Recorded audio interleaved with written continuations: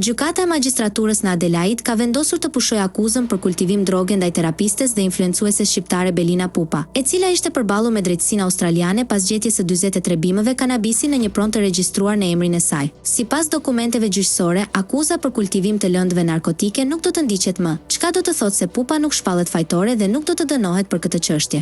Megjithatë, procesi gjyqësor vijon për një tjetër akuzë që lidhet me ndërhyrje të paautorizuar në rrjetin elektrik, për të cilën seanca e radhës është caktuar më 25 nëntor 2025 në gjykatën e Adelaide. Sipas të dhënave, ngjarja dyshohet të ketë ndodhur nga janari deri në prill të këtij viti, në një pronë të dhënë me qira, por që ishte në emrin e Belina Pupës. Në një deklaratë për mediat, Pupa tha se po pret mbylljen e procesit gjyqësor për të sqaruar çdo paqartësi, duke theksuar se bëhet fjalë për një pronë të marrë me qira nga persona të tjerë. Ndërkohë, bashkëshorti i saj, aktori Elvis Pupa, reagoi ashpër ndaj lajmeve që qarkulluan në disa media, duke i cilësuar ato si manipulative dhe të pavërteta.